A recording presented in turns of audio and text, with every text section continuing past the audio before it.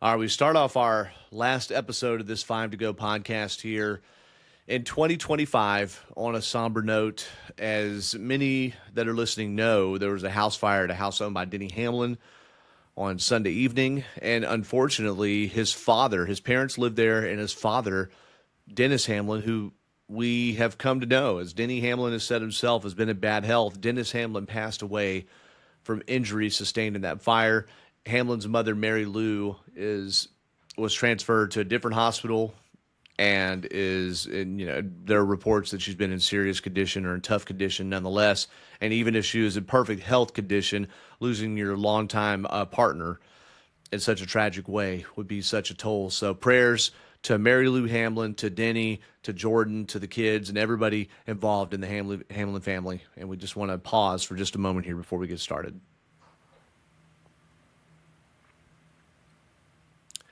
And welcome to the show, everybody. It has been a tough couple of weeks in NASCAR Nation after the thriller that was more thrilling than the playoffs being the antitrust suit. I'm sorry, but that captured, I think, the audience of the attention span of the fan base of this sport even more than the championship. As crazy as high and low as that was, also involving main character Hamlin. More on that later on. But to go through all of that and seem like there was a lot of positive energy. And then, of course, Greg Biffle and his family and the two pilots and the other gentlemen involved in the industry, their plane crash 2 weeks ago, the last time we were with you.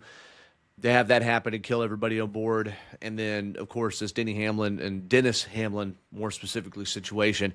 It's just been an up and down deal. So there are a lot of people that dislike 2025 that I know. I'm not one of them. I had a great year. Despite all of the things I just said, I've had, I think, a really solid year. But there are a lot of people that want to put the rear view to it. And guess what? It's in the rear view. As you're listening to this now, it is more than likely 2026. And welcome to the show. Dan Elliott, also not into the year to bang.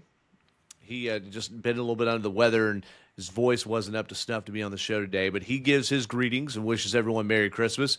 We wish Dan, 2018 Georgia Racing Hall of Fame inductee, championship-winning mechanic, a happy birthday, 75th birthday, his birthday. I forgot, New Year's Day. He reminded me. So we wish him happy birthday. And Devin, we wish you happy New Year as well. Of course, you're our roving race at Journo. Hashtag hire Devin, all right? Our multimedia enthusiast. And you're decked out there celebrating with friends this New Year's, buddy. How you doing? I'm doing good. I'm doing good. This feels like the longest month ever. There's been some bad events happen with Greg Biffle and then Denny Hamlin's parents and then the NASCAR antitrust and all that. This feels like the longest month that we felt in like a very, very long time. It's just kind of that was this month. Feel. You just hit me in the head with a cinder block. The antitrust suit was at the beginning of this month. Like it was right around my birthday. That's incredible. Yeah. Thank you. You always bring the perspective, man. You always bring the perspective. It just feels like it's just been such a long month. So many things have happened, and then it's like, wait, we're still in December. Right. We're still in December and still just under, I guess, 2 months from the start of the racing season. I say the start of the Daytona 500. Really, we're just 5 or 6 weeks away from when things start to go down at Bowman Gray Stadium here, and 2 months removed from the season ending. So we're over halfway through the off season here. What we're going to dig into today is some 2025 superlatives. I don't know that there's much more, first off, to add on to, Devin, from what we just talked about with Dennis Hamlin there, except I cannot imagine being not only Denny Hamlin, but everybody that's close to him, whether it's his fiance Jordan, his 3 children. I mean, one of them's a baby, so probably doesn't have a lot. The newborn. That's okay. Here's how we're going to have a superlative here. 2025 story and driver of the year. The driver is not based on performance. We'll have best drivers, a separate category. I don't see how it's not Denny Hamlin, because I was thinking of all the things that he went through this year, Devin. So it ends on this horrible note here with the Sunday night fire that killed his father. In a house that Denny owned, by the way, and who knows, I mean, just whatever else is attached to that. His mother injured. Denny Hamlin lost the championship, led the Cup Series in wins, got to 60 wins, which is a big goal of his. He said more so than the championship. I'm not sure.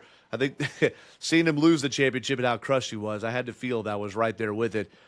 losing the championship so heartbreakingly close when he dominated that race, the antitrust suit, being so outspoken, however many times he was involved in things this year.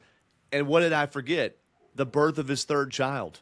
He missed a race this year in Mexico City because of the birth of his child, and that was like the 10th most well-known thing, it seems like, that happened to Denny Hamlin this year. Devin, so I'm not making light of any of the bad things, but to basically win, I know they settled, but to basically win the antitrust suit with NASCAR, how could Denny Hamlin, if we had a category, let's call it the main character of NASCAR 2025, I don't see how anybody else gets a vote. Do you? You really can't give a vote to anybody else, and you kind of forget about Kyle Larson back here. He won the championship just about 2 months ago, and it just feels like it's been all Denny Hamlin. And he was in contention to win the championship, but it's been all Denny Hamlin the last 2 months since the championship, and the championship seems like a foregone conclusion. It's just out your mind essentially. But do you remember who won the race?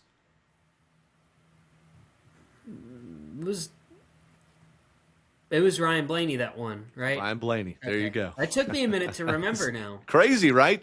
Yeah. And I don't think we forget that Larson won. I want to get back to your point.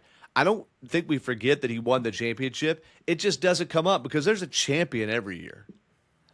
And there is. It's like there's a champion every year, but there's not often a champion that wrestles the trophy out of the guy that dominated the race on a late restart, who happens to be the main character of the year also anyway. That's why we forget. Not because Larson had a lackluster type championship. He had a kind of strange Larson year. He hadn't won since May, but he still won 3 races and had the most points even under the old point system. You know, it's just a strange year, man. Yeah, it kind of is. And Larson, to Larson's point, though, that it's just he's not dominating as much as he was a couple of years ago when he won that first championship. And then Denny Hamlin with all the – you just kind of – with Denny Hamlin, you had all these things coming together. You had the antitrust suit coming up. Hamlin still looking for his first championship. All of that stuff was just culminating after a while that a lot of these other storylines like Larson going for a second championship and whatnot all just kind of got put to a side. And this is going to set up for a very interesting 2026 because we look at it, Denny Hamlin's going to be the story going into 2026. Is probably going to be the story, barring any changes, any drivers doing crazy things in 2026. But Hamlin's going to be the center of attention for a good minute to start out the year at least. Well, he certainly is, and I don't think anybody would blame him if it's hard to come back from such a big up and down, and I mean on the track and off, because what's I think largely believed to be a victory achieved in that courtroom, and some would argue that's bigger than a championship. It's nothing to do with stats. It's just the fact that they were able to bring NASCAR halfway to its knees, and not in an economic way, but in a way of like you're not going to stiff arm us on this one. That's it seems like winning a championship as a driver would be easier than what Hamlin and Jordan accomplished in that courtroom, whether you agree or disagree. I'm not trying to get everybody to agree or speak in favor or disfavor or not. Just wow. It's hard to believe that just think about it psychologically. When you get to the end of something, it's like, oh my gosh, I got to do it all again. Like imagine, Dev, you finally got to do the college. Yeah, re-rack, do it again. Go to UNG. Another 4-something years, or whichever. It would be hard to do. One thing that we underestimate about these athletes, and they are athletes in this sport, and not just the drivers, but the people that go over the wall, is how much things actually do affect them, but also how much of that effect they overcome to perform. Think about Tyler Reddick this year, who I know he had a down year by many standards, but he still was among the top performers in NASCAR despite his son having a potentially life-threatening heart illness. And he had to get in that car every day, or get in that car every week, I mean. So we underestimate and take for granted that they could just go and do that. And then there's when you have all the outside pressure. Think about Daniel Suarez, knowing way before he announced it, I'm sure, that he wasn't going to be in that 7 car. Excuse me, he wasn't going to be in that 99 car. I'm already putting him in this new car number. Wasn't going to be in that 99 car, and he's got to go out every week. And he probably even knew. I'm just guessing, but probably even knew when he won Mexico City in that what's now the O'Reilly Auto Parts Series race, that he probably all this. Maybe he saved his ride. I was even on that boat. Maybe he saved his ride, but he probably knew deep down he wasn't coming back to the 99. Not with the way Zilich was performing. They got to do that every week. You and I don't have to do anything like that, I don't think. So, big props to our drivers there, and big and heavy prayers with Denny Hamlin. I guess I already laid out our first superlative, main character of the year, driver-wise. Would you say, Devin, is there any argument that the biggest story of the year was what hung over the sport since September or really October of 2024, the lawsuit? I mean, I know it's not on the track, but I feel like it was always an addendum to whatever we discussed. Yeah, I feel like how many times have we brought up actions detrimental over the past year, or even 2 years now on this Denny podcast. Hamlin's podcast, yeah. I think it's obvious that Denny Hamlin was definitely the main character throughout the year, especially as things were building as we got later and later into the season, championship, and then the lawsuit earlier this month in December. He's definitely the main character of 2025 and will continue to do so in 2026 to start out the year as well. And would you agree then with the lawsuit being the story of the year too, as aside from whichever ones you want to pick, whether it's Goodyear fixing the tire, whether it's Larson winning the championship, or the breakout years of Zilich and Heim? If you want to say maybe like the overhang of the year, like if you just had to think about the year 2025, then yeah, you'd probably say the trial. I think maybe earlier in the year it wasn't as big of a issue, I would say, but it just built and built and built as the year went on. But I would say if you look back at this year, definitely the trial. I don't think there's any way not to. And it's a shame that something off the track overshadowed, but it's Dale Earnhardt's death and all the ramifications of it hung over 2001, not Jeff Gordon's championship, not the new TV package. It was everything in and around Earnhardt, including the emergence of Kevin Harvick. I'm going back to almost 25 years here, but in this similar way. And I know Earnhardt's death was on the track, but a lot of the stuff attached to it was off the track. And in this case, very much that antitrust suit was off the track, but could have affected things on it. Let's remember that for about half of this season, and I don't have the exact date in front of me, 2311 and Front Row Motorsports hauled to each racetrack without charters. And while there wasn't a threat of them missing races, really, I don't think we had. I don't want to speak out of turn. There were very few, if any, instances where they were going to DNQ. The money, they took in a lot less money. And they got those charters restored as a result of that antitrust suit. But that's just a footnote in this year is, by the way, you had driver that, I mean, if this suit went a certain way, Tyler Reddick and I think Bubba Wallace would become free agents technically, unless they waived that right and continued to execute their contract. And that was just hanging over the year. Would Tyler Reddick become a free agent and suddenly someone like Hendrick come and scoop him up? In addition to what I just mentioned about Reddick. I mean, and imagine being a fabricator or an engineer in one of those shops or a front desk person, whoever, not knowing at either business, Front Row or 2311, that it was going to stay open. All of that hinged on this lawsuit, on this antitrust suit that, again, settled about 3 weeks ago as we record this. Incredible. Or 3 weeks ago. Yeah, it felt like that was settled a month and a half ago. It feels way longer than that. But props again to the journalist corps who ate a big chunk out of their offseason here with all that daily coverage. So a story of the year lawsuit, main character of 2025, all 3 series has to be, and we'll include ARCA 4 series, Denny Hamlin. Now let's go to driver of the year, Dev. All right. So let's remind people who our champions were. Brendan Queen in ARCA Menard series, Craftsman Truck series, Corey Heim, the champion. Xfinity, now O'Reilly Auto Parts Series. Not Connor Zilich. It was Jesse Love that carved out that Phoenix win. And then it was Kyle Larson who beat Denny Hamlin by a few positions on that final restart at Phoenix to claim his second Cup title. Larson did. who are we nabbing out of all the series, national or whichever, as your driver of the year, Dev? I think if you look at it, a driver of the year just based off of performance that was super consistent throughout the season, I think you have to look at Corey Heim in the Truck Series. I mean, what was it, 11 wins that he got this year Yep. in the Truck Series is just incredible. Kind of similar to what Kyle Larson had in the Cup Series in 2021. I think if you look at it from the all four series standpoint, I think you got to give it to Corey Heim because if you look at a lot of just looking at the NASCAR Cup Series standings to end the year, so Larson, Hamlin, Briscoe, Byron were the four drivers. But then when you look at the win column, only one of them has more than 3 wins on the year. Cup Series being ultra competitive and hard to get wins there. But Yeah. to get 11 wins in a top 3 series is pretty remarkable in a season because that means how many races the truck races have? They have like what 24. Let me look at it. It's something like that, 23, 24, yeah. So to win Heim- basically half the races as Heim did. And that having a winning percentage in stick and ball sports, like if you have above 500 is pretty 25 good. races, by the way.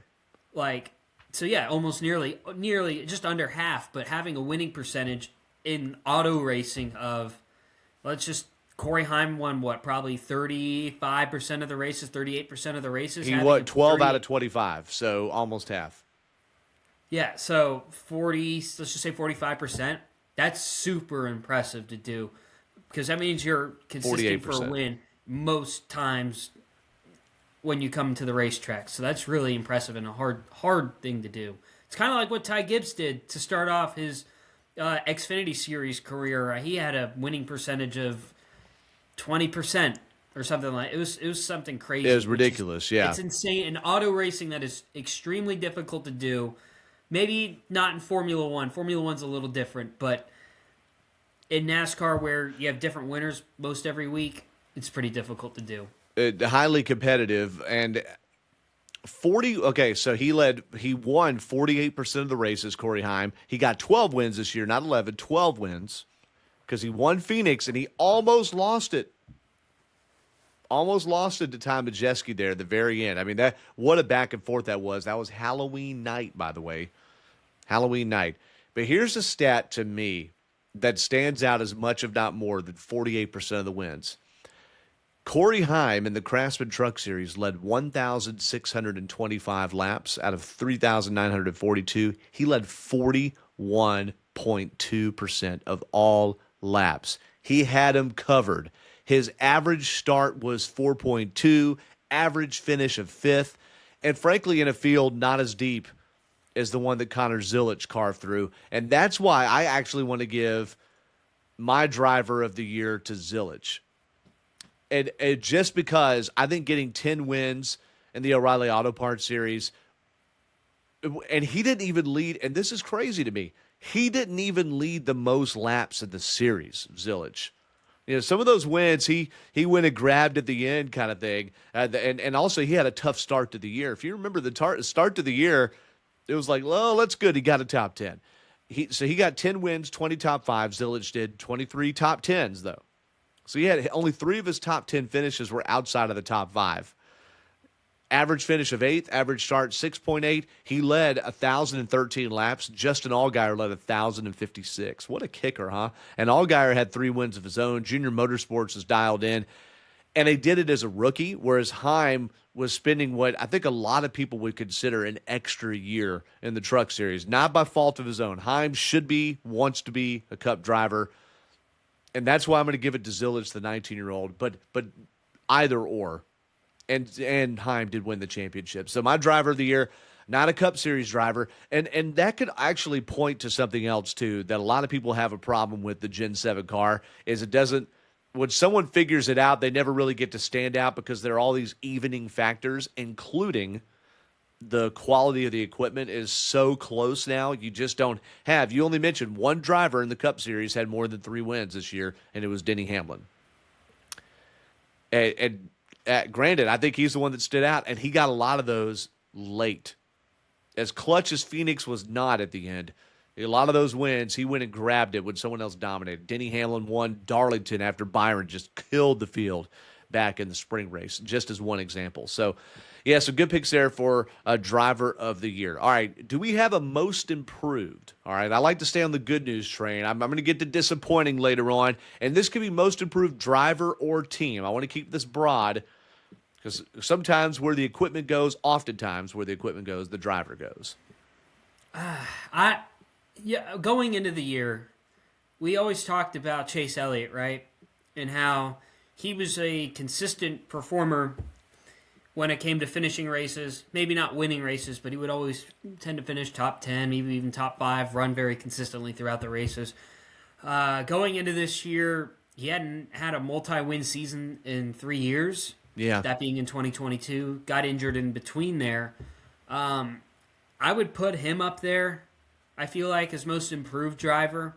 Driver getting kind of back on his winning ways. He won 3 races this year, I think. 2. 2 races. Echo Park in the summer, Park.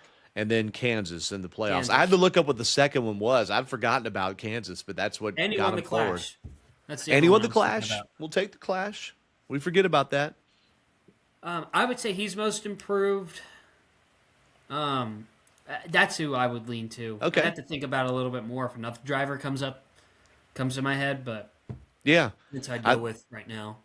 I think that's a good one. I think Chase Elliott being in that sense. There's certainly drivers that punched above their weight.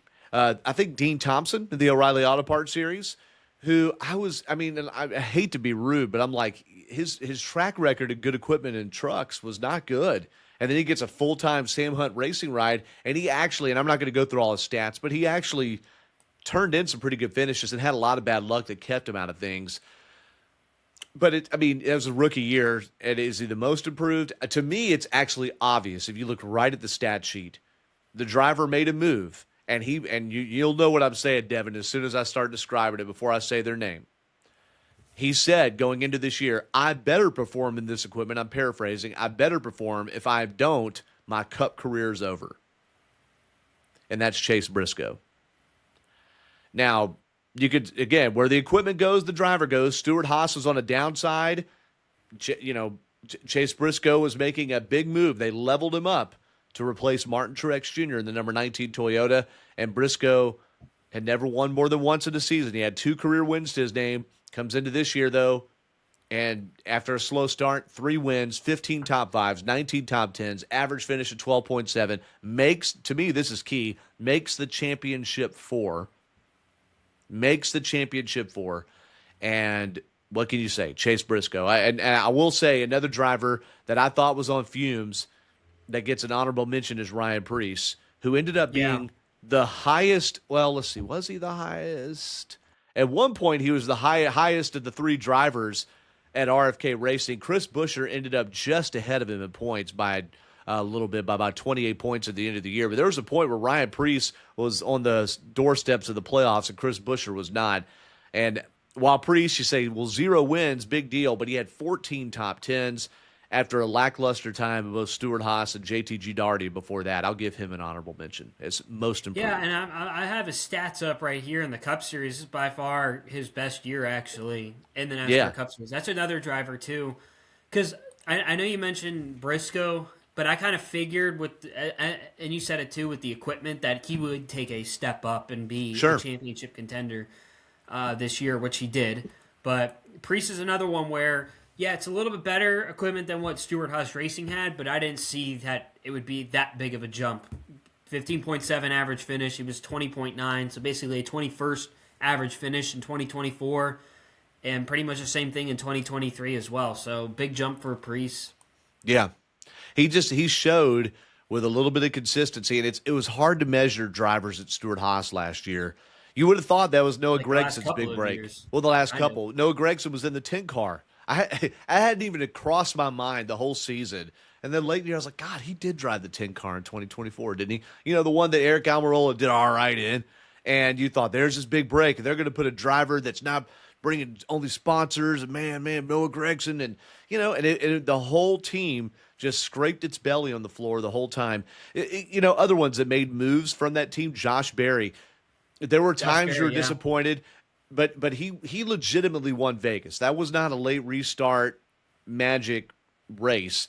I do think that maybe they were trying stuff through the year once they made the playoffs. I mean, he only ended up with 8 top 10s, average finish 21st, and he just absolutely had the worst 3-race stretch you Oh could have yeah. to start the playoffs. But Barry showed, hey, give him some stuff, he could go. There was one more. Bubba Wallace.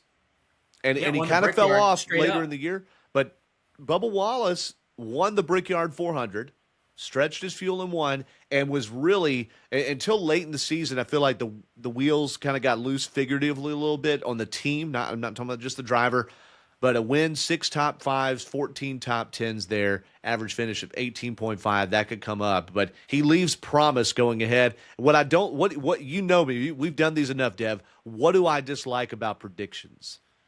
In That motorsports. I mean, it's probably true everywhere, but I'm picking anything on can happen. anything can happen. What makes me so much more qualified than you sitting there in your boxers while you're driving, listening to this? Put on some pants, dude. Put on some pants driving in your boxers. No, no, but what I mean, we watch this stuff closely, but we're looking at the stats. You could look up the stats and make predictions. Also, but to me, it's this really even more. All right, anything can happen. Everybody's supposed to improve. Well, they've got to beat somebody. So how does everybody beat everybody? Everybody's supposed to make the playoffs next year. At least 2 wins. Somebody's going to have to not get a win for that driver to get a second win or whichever, right? So that's why I look ahead like Bubba Wallace, man. But 23-11 as a whole, step back a little bit. Tyler Reddick was not there. Bubba Wallace, I feel like maybe that was the lawsuit stuff. I don't know. So we'll see. We'll see. Well, Wallace was able to silence a lot of his haters with that win at the Brickyard 400 this year because I would say that's a signature win of his Sure. career. It's a crown jewel race. And it's how he did it as well. He fended off Kyle Larson, who won this race last year. Yeah, And right Larson in front of you and me. is two-time champion, won championship this year, and able to hold him off. I don't even remember how many restarts it was. It was 1 or 2 restarts that he was just able to. Yeah. He just outdrove him on both of the restarts, and that's not an easy task to do. So that bolstered Bubba Wallace a lot, winning that race, and especially in the way he did it as well. Hey, you know what? And here's the perception. Perception. So I'm thinking, man, Bubba Wallace. He led more laps. He led 378 this year versus 139 a year ago and 285 a year before that. So it's the most laps he's ever led. But he had the exact same number of top 5s and top 10s at the end of the year. I didn't realize that. His average finish was actually 3 spots lower this year than a year ago. And I remember us saying last year, he's more consistent. Okay, they're starting to really do it. It's that win that makes all the difference. So, again, we're not saying most improved, but just another that has improved, all right? Most improved overall, I think we both agree. Ryan Preece for sure. Chase Briscoe in the sense of just raw stats, but, he also stepped into a Gibbs car, and those things were humming, especially during the playoffs this year. All right, so we've had positive ones. I'm just going off the top of my head. If I'm forgetting a category, I know I texted you, Dev. Who was the most disappointing? And I want driver or team, because sometimes, again, where the team goes, the drivers go. Who really let you down? I'll start off with the driver, and this is the first thing I thought of this morning when you texted me. And this guy, and hey, look, he won the in-season tournament challenge this year. Ty Gibbs. I don't know that there's any answer besides Ty Gibbs. We got to remember how badly he started the year, but which he had like a 10-race streak of, I think, finishing sub 25. It was just really I'm going to dig it up. Brutal year for Ty Gibbs, but pulling up his stats right here.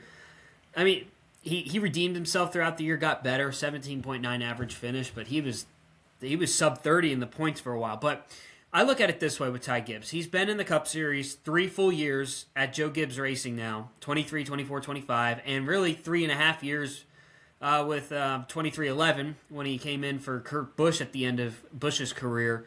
And he doesn't have a whole lot to show for it, especially in the equipment that he's in. And normally around this time we see maybe drivers that had struggled early in their Cup Series careers start to go upwards in their trajectory. Well, we really haven't seen that too much from Ty Gibbs. And I look at it this way, and I thought about it like this. Let's go look back at the in-season tournament challenge. And Gibbs, I believe, in that race, I have it right here, he finished 21st in that race, right? And it was against Ty Dillon, another driver that's not driving in the best equipment, right?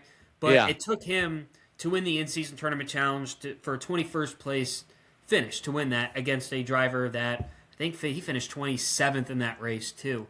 But I Yeah. look at it this way, that he just, I don't know, like how much longer, he's got the Gibbs name under him, which helps him get this ride. But the statistics and the way he goes out week in and week out, it's just, I don't know. He had a lot of hype coming in, but I don't know what you do with him, because you've got a lot of drivers in the lower series that are itching to get into a Cup Series ride, and who would probably I can't predict necessarily, because some drivers could be good in the lower series like Gibbs and then not perform in the Cup Series. But I don't know what you do with Ty Gibbs, because he just hasn't performed. He hasn't even won a Cup race, and his highlight of his career is winning the in-season tournament challenge, facing off against Ty Dillon.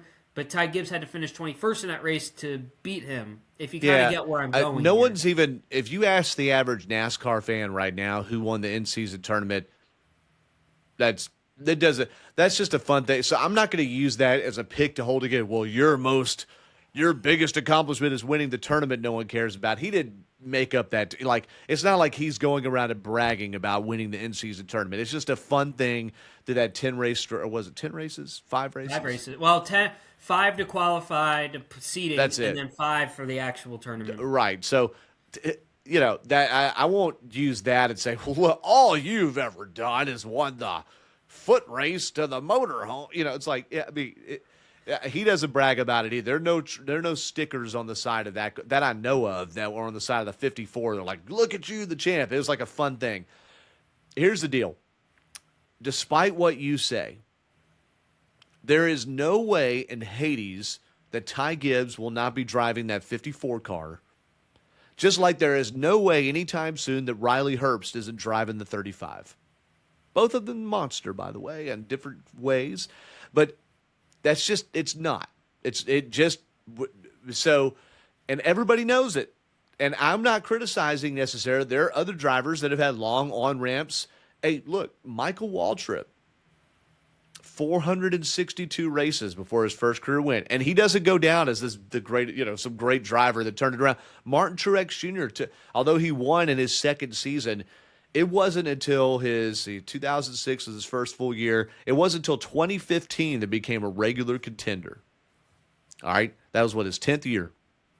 And granted, he had all sorts of stuff. There was 1 year in 2012 where he was really starting to knock on the door, but you never know with this stuff. And he's super young and got to the Cup Series super young. And you could argue has the entitlement attitude. Some people would say, I do think, just what you hear kind of people whisper, there is a feeling in that team of sort of, what do you do about this? They had Chris Gabehart helping call the shots on that pit box with crew chief Tyler Allen at one point. Gabehart has left the organization, by the way. Does that have anything to do with that? I don't know. Ty Gibbs, to me, is the obvious answer for most disappointing, no doubt. A lot of people, when I've heard these postseason, Joe Gibbs Racing reminds me of a little bit here. What Stewart Haas Racing was in the middle of the decade, where you had Kurt Busch, who's performing well, Kevin Harvick going out Cole winning Custer a championship. And you could take a guess who that fourth driver was, but Tony Stewart at the end of his career, maybe he wasn't that good, but I kind of look at it that way, where you have some drivers that are really good, and then there's a driver on that team that is a step back from everybody else. But in any four-car organization, which we only have the two now, we have Gibbs and Hendrick. You're not allowed to have more than 4 charters as a team. There's always going to be a team that's a little bit unhitched. It's just surprising.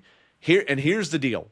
As long as Truex was beating Ty Gibbs, along with Hamlin, all right, and the Bell, of course, first time we said his name all podcast, Christopher Bell. As long as they're beating him, it's like, okay, well, they're veterans. Okay.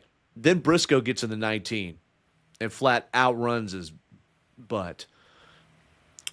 While driving in boxers, too. Crazy. I can't believe NASCAR allowed that. No, but that right there, that's your alarm. And now Briscoe's older, right? He's around 30, whereas Ty Gibbs is still in his early to mid 20s. But man, that is tough, a tough pill to swallow. And we talked about the psychological makeup of these drivers. We've had big discussion about that in our past episodes. Dan Elliott talked a lot about it. That can't be denied. No matter what anybody says on the record, that cannot be denied. Not to mention losing his father, right? But on the eve of his, right after his championship and on the eve of his first Cup season and the whole deal, that can't be denied. Just like it can't be denied with Hamlin either going into this season. So we pray that Ty Gibbs turns it around. I don't know who his win's going to come from when everybody else is supposed to win more. And isn't that the human condition right there? Hey, another driver I'll put under the most disappointing side. Organizationally, a lot of people threw dirt on Penske. I wasn't as fast to do that. I think Front Row Motorsports, despite Zane Smith having a couple of breakout runs, Todd Gilliland regressed performance-wise. You lost Michael McDowell. You gained Zane Smith. He did okay, had some good runs. Noah Gragson finished behind Ty Dillon in points. So yikes. And then there was a lot of going on. There's a penalty, I think, at one point, but there's certainly bad luck. Front Row Motorsports, and another driver that I got to think 2026 is Daniel Suarez. And I hate to say it. We had this great episode with him. I have good rapport with him. We like Daniel Suarez.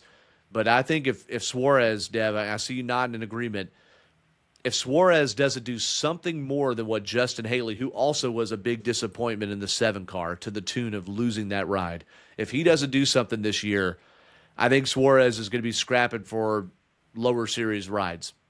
Yeah, I could definitely see that happening at some point, probably soon. This is going to be make or break for him because we saw first 2 years with Joe Gibbs Racing, right? And he was all right filling in. It was kind of it was a last minute deal because Carl Edwards retired at the end of the 2016 season. So Suarez did win the 2016 Xfinity Series title, but it's not like he beat the doors off that series that year. That was their first year of the Elimination Championship, by the way, and he won. He went out and won Homestead. Yeah. Ironically, I mean, you look at his career statistics for Suarez in the Cup Series. His best year was actually his rookie season. 1 top 5, 12 top 10s, 13.9 average finish. Interesting. That's an average start. Excuse me. That's his best average start. But his best average finish was actually his rookie season, 16.2. Interesting. Yeah. I didn't know that. And then he almost matched it with Stewart-Haas Racing, but since then it's been inconsistent somewhat. He had a good year in 2022 when he won at Sonoma, his first Cup Series win. Won at Echo Park Speedway last year. But really, he's just a driver that bounces around and is kind of a middle-of-the-pack driver and really hasn't shown that ultra talent that we would hope to see from him. But it's tough because now he's gotten so many chances in the Cup Series now, even with Trackhouse up on the rise. And now that's kind of just plateaued a little bit now. This feels like it'll be one of his last opportunities in the Cup Series. But also, I could see him being what Eric Almirola is in the O'Reilly Auto Parts Series now if he were to go down. I could see that happening for him too. And that's something Corey LaJoie wasn't interested in doing and has said as much on his Stacking Pennies podcast. He's not really looking to just scrap around and bounce around those lower series. But Eric Almirola had us look, I mean, yeah, he was about retirement age-ish, but Eric Almirola had a big sponsor not stay with him. In fact, he was supposed to leave, and the sponsor, Smithfield, decided to stay one more year. And suddenly, maybe I won't retire. Well, now he's in the Xfinity Series and cleaning up. I don't know if Suarez could do the same or not. Maybe he could. It's possible. So Suarez did at Mexico City this year. Exactly, in a backup car, no less. Suarez ended up 29th in points there. Who are we saying was disappointing? Ty Gibbs, he did end up 19th in the standings after being 30-something early in the year. Average finish of 17.9. It certainly, we made it sound a lot worse than it was. Laps led 304. A lot of those were the Bristol Night Race. A race that looked like was going to be his first win. I was there on pit road. I was like right in front of me. I'm like, man, am I good to interview the winner? And his first career win. mentioned Justin Haley, too. He ended up 31st in points there. We won't go through all the different stats, but Todd Gilliland was 27th, Zane Smith 28th, and Noah Gregson, my gosh, 34th. Noah Gregson, 34th in points, just 7 points ahead of Riley Herbst. Yeah. That's tough. I'll give you my team that disappointed me the most this year. Yeah. I would say Front Row Motorsports, but the thing with Front Row, they had the whole lawsuit thing going over there, so that there's kind of a cloud over that. I would say RFK Racing this year, I feel like, took a step back. As well as Priest did when he was doing so poorly and Stuart Haas, it made me kind of feel better about them. And the fact that Keselowski rebounded up to it ended up being 20th. That's the only reason I disagree. But I agree that when you had Buescher winning 3 races a couple of years ago and they never went forward from that. Cause I look at Buescher, he has the talent level in there for sure to go out and win a couple races a year. But that was a team that was on the rise, and I use the word again, plateauing. Yeah. Pre-showed performance uptick for sure, but it felt like it nullified Keselowski and Buescher at the same time, who just weren't the same drivers this year. I know Keselowski's getting a little bit older now, but I just look at it that way. Yeah. Gosh, you look over these standings. So we were talking about, everybody's kind of good. It's like, man, it feels like everybody's kind of bad. Maybe that's, Kyle Busch could be a candidate for most disappointing. Again, I don't think that outranks what we said about Ty Gibbs, Kyle Busch, and RCR overall. And another one, too, and I don't look so much to the Cup Series as where the light went out in the O'Reilly Auto Parts Series, but it's Kaulig Racing. This is trophy hunting team, man. Trophy hunting. And it just was... just not there. Just not there. And, of course, their move to Ram was foreseen and then announced kind of the latter part of the year. They're going to run 5 full-time Truck Series teams, no O'Reilly Auto Parts Series teams, the same 2 Cup teams with the same 2 drivers, Allmendinger and Ty Dillon, and no RCR alliance, no real factory support. But man, with that on the eve of that, where they got started was NASCAR's second-tier series, and they laid an egg over there. And having Christian Eckes, who's the upcoming talent, man, that was tough. Yeah, I feel like that's going to be tough for them to compete, especially in the O'Reilly Auto Parts Series and Cup Series, especially next year. I think next year's going to be a brutal year for them. Yeah. Well, and they shut the O'Reilly operation down. They're going 5 trucks, 2 Cup cars. Yeah, I look at it this way because Chevrolet's not going to want to. They're going to be very careful on the information they give them next year. Sure. Because Dodge could enter 27, 28, and Chevrolet, realistically, if we're going to be honest, has been the best manufacturer in the Cup Series and pretty much the O'Reilly Auto Parts Series as well. They're going to want to be very hesitant on a new manufacturer coming in that's wanting to invest a lot of money, giving them trade secrets away. So Kaulig's going to be, I don't know how they're going to be next year in the top 2 series. No doubt.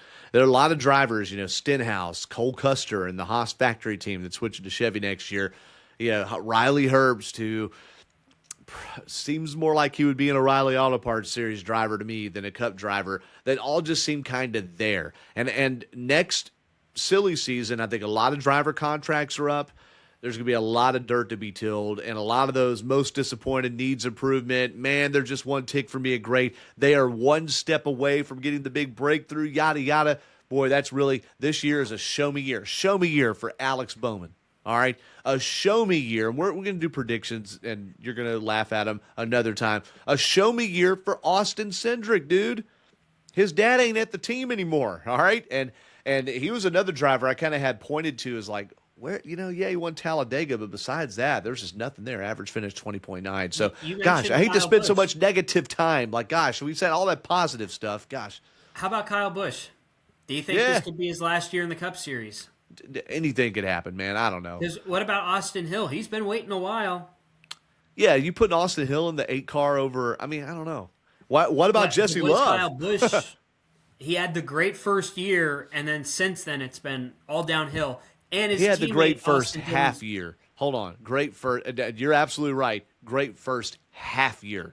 Those 3 wins came between when was the first win? Was The first one was at Auto Club. Second Auto one Club, at yeah. So Talladega, and between then March Gateway and in June, of right? March 23 and was his June last win. 2023. Uh-huh. Yeah.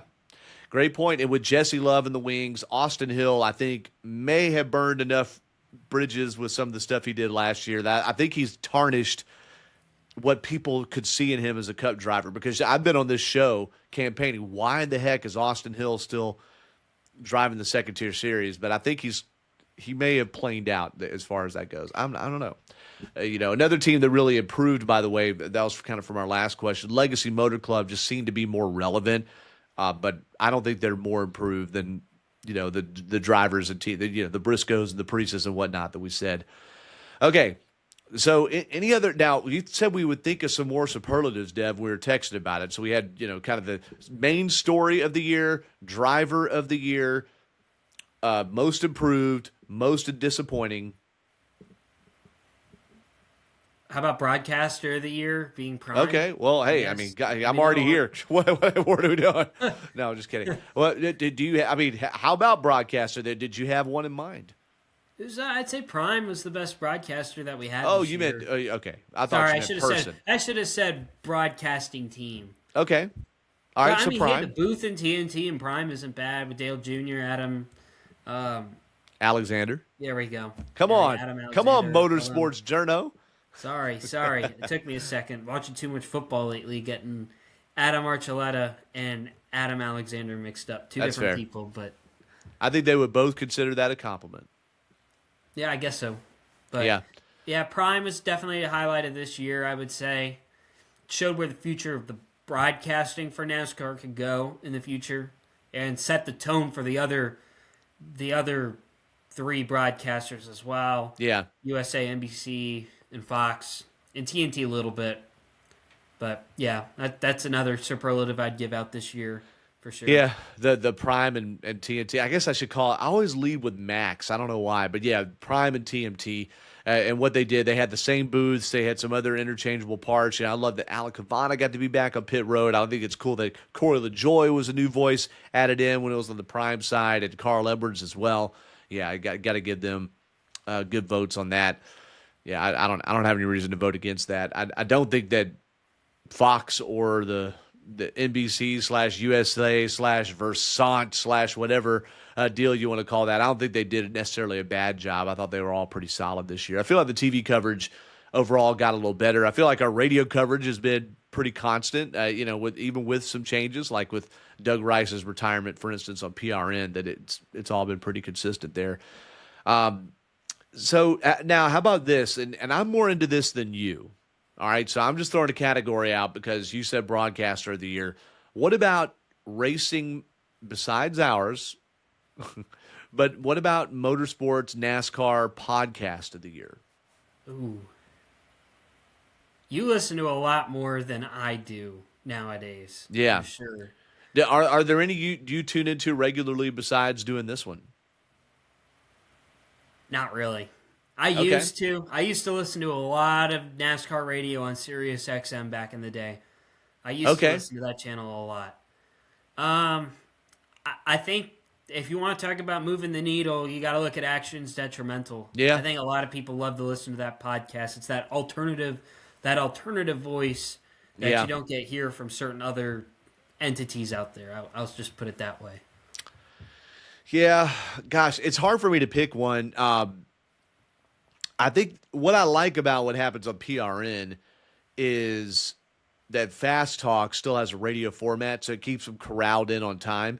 Whereas on Dale Jr. Download, for instance, sometimes, and I don't listen to that in full each week, and of course you got the full driver interviews or full, it's not always drivers, but usually driver interviews, and then the race debrief and issue debrief is on the day before that. And so sometimes that's a lot. I don't get to listen to all of that. I do agree that Actions Detrimental moves the needle a lot. I think the Teardown with Jeff Gluck and Jordan Bianchi moves a lot.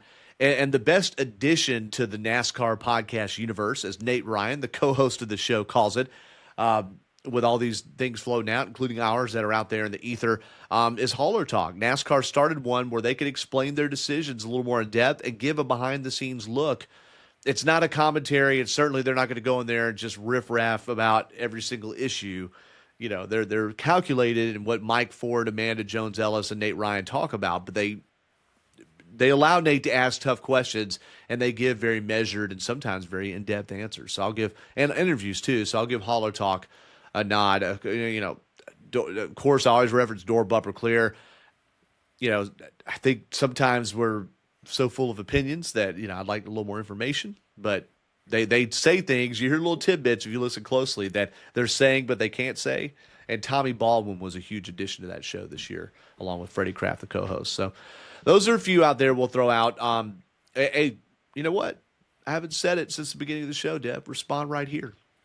Respond right here. Kenny Wallace, that thing's expanding too. As soon as I said that, respond right here, I was like, how could I forget Kenny Wallace? I do love his stuff, but man, those are clickbaity headlines.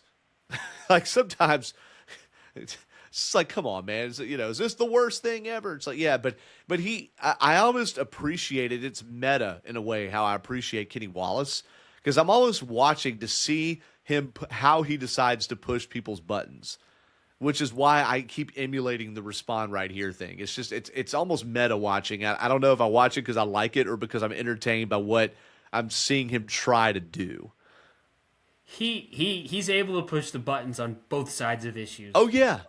It's so funny to watch. And I love when he is the voice of the race fan. When he's like, well, Kenny, what do you know? You haven't driven in 10 years. And he talks just like, it's hilarious. I'll be walking Stalls, my dog, down the street and laughing out loud at how Kenny impersonates fans responding to it. The problem with it is, although he has a lot of facts and a lot of insight that you and I will never have, having not been drivers and not been as close as him, there are things he says that are just not true. Like, he's just assuming, or he heard this or read this there, and then it goes through the game of telephone. So just be careful. And sometimes on here, that's why we really try to clarify, and that's why God bless Dan Elliott reminding us, especially during the antitrust suit, be sure and say when it's your opinion. Sometimes our opinions get shaped by things that we think we know as fact that, are just a little curled around for whatever reason. But yeah, shouts out to Kenny Wallace too, who I guess, as you saw, he was expanding there. He's now adding a Mark Martin podcast. So he's got a John Roberts, a Rick Mast. His producer, Charlie Marlowe, has his own version of a show on there in that universe. And then a Mark Martin one. But wait a second. And then let's remember that Kenny Wallace and Ken Schrader have their own podcast that's broadcast in Kenny Wallace's podcast universe and owned by Dirty Mo Media. So, yeah, that's okay. Unlock that one. All right, so we've covered, again, story, condolences were what we led the show off with, of course, Dennis Hamlin and still the people and the families involved in the plane crash 2 weeks before that. We had our story of the year, no doubt, the antitrust suit, main character, Denny Hamlin. Driver of the year, we talked about Hyman Zilich mainly. Most improved, we gave an array of things. Most disappointing drivers or teams, an array of things. So, okay, let's get to our final thoughts here. It's New Year's Eve, Dev. Y'all are hearing this probably on New Year's Day. Devin, anything you want to end not only the show with, but the year with?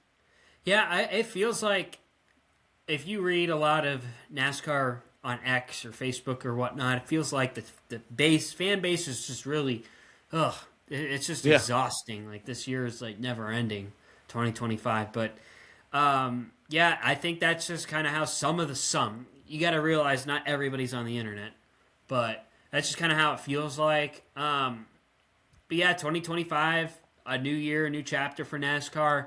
I think in the next month in January, what is going to happen with the point standings? Because that's going to be a huge deal amongst, I don't know if it's amongst the whole fan base or if it's just a chunk of the fan base, but that's going to be a big, big, big deal to see what they come up with if they're going to go with the same thing they've been doing the past 11, 12 years, or they're going to do a hybrid model, they're going to go back to full points, who knows, but that's the one thing I'm going to look at for in the coming weeks, I would say, is the rule changes for this year.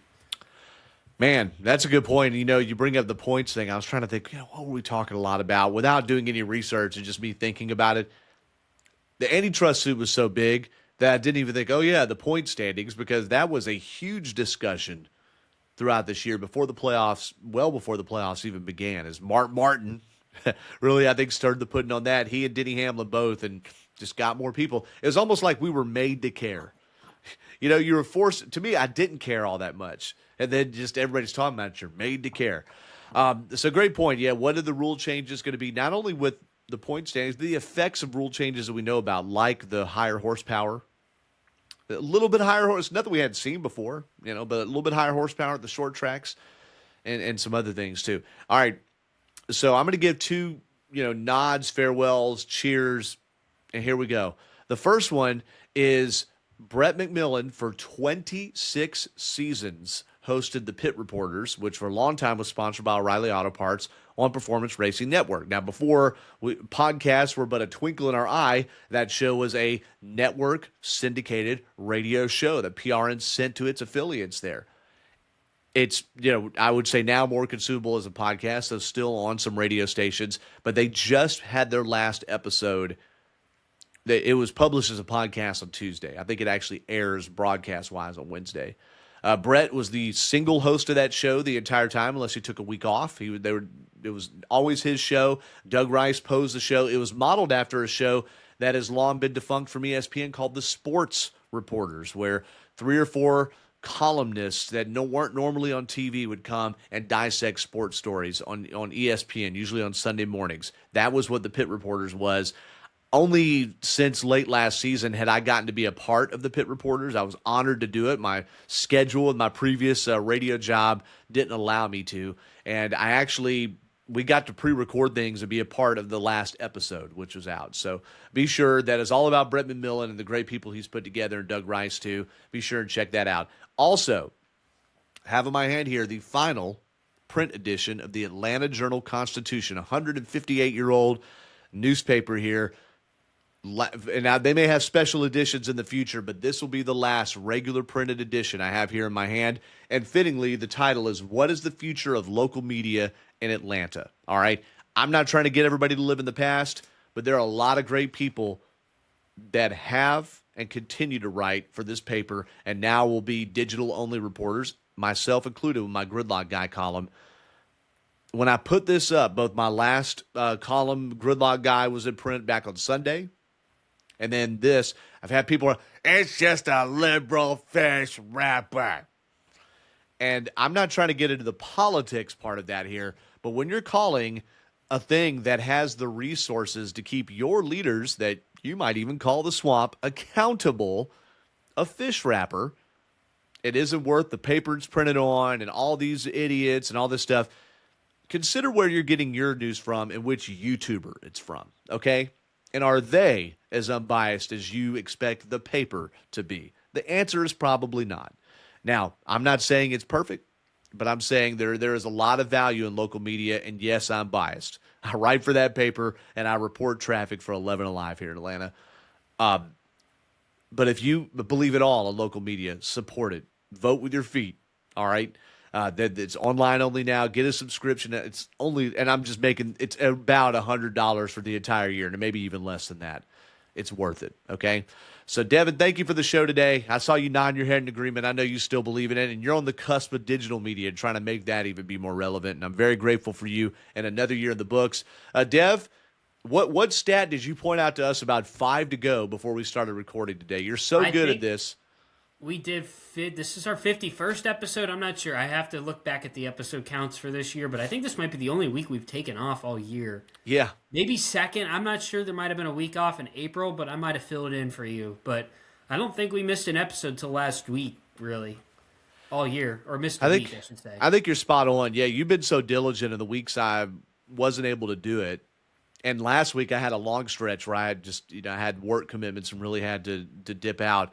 But my job kept changing, and we were doing 7:30 in the morning recordings for the first part of this year and late last year, and then that shifted to where we're having to do them in late afternoon.